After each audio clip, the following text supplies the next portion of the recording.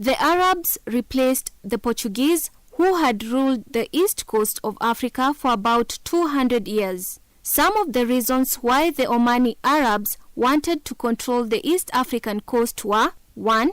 Trade, 2. Spread Islamic religion, 3. Strategic position of East African coast, 4.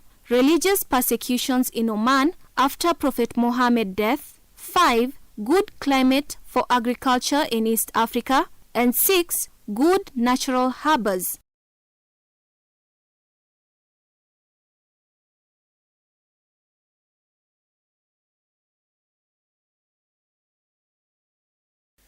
The Arabs replaced the Portuguese, who had ruled the east coast of Africa for about 200 years.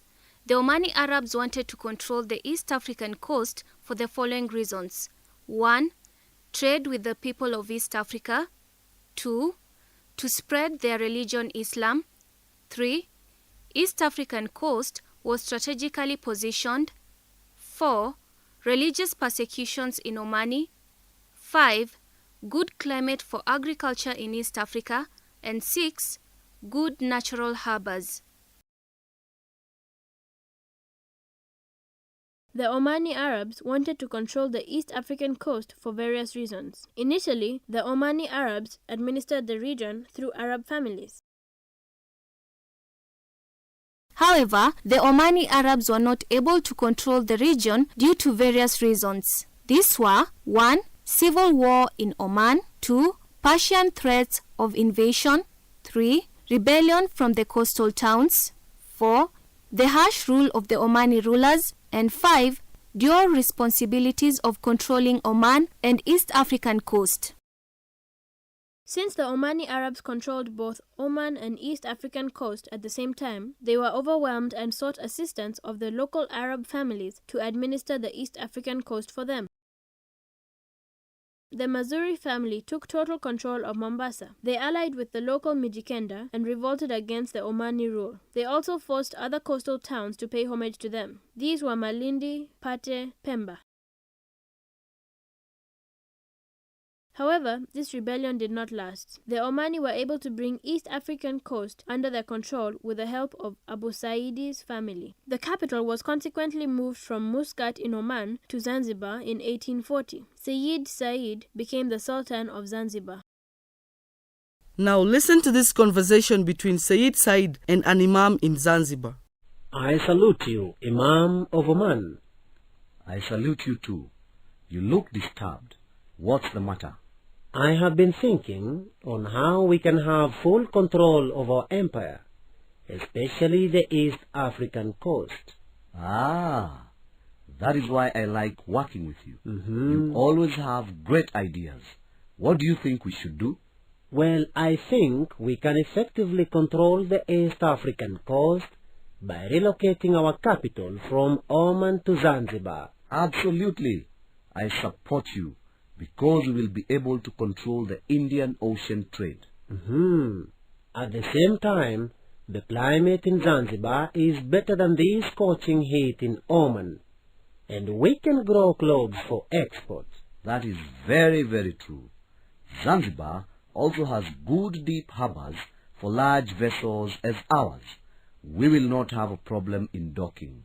One of our main problems has been the long distance. With Zanzibar as our capital, we can effectively control the region. Ah, as an island, it is strategically located, since we can see our enemies from far. Ah, remember, Zanzibar has always supported us. We are going to move our capital immediately to Zanzibar. You are going to become the Prince of Zanzibar. From the conversation, you have heard that Said Said decided to move his capital to Zanzibar so that he could have better control of the East African coast. Due to the fertile soils and the adequate rainfall favorable for large-scale farming, he established plantation agriculture.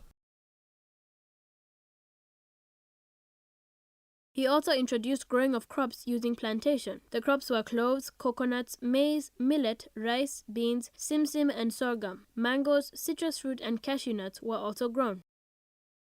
Since plantation agriculture depended on intensive labor, use of slaves became necessary. Increase in internal demand for labor due to intensive agriculture made importation of slaves necessary, thus leading to the slave trade. He also encouraged settlers from Oman to come and acquire land in Zanzibar for crop growing.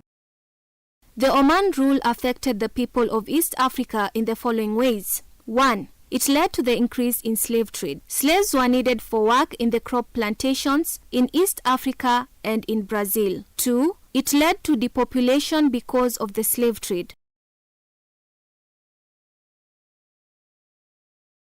It also led to the introduction of new architectural designs such as mosques and other buildings. The movie shows Fort Jesus, an example of the architectural design.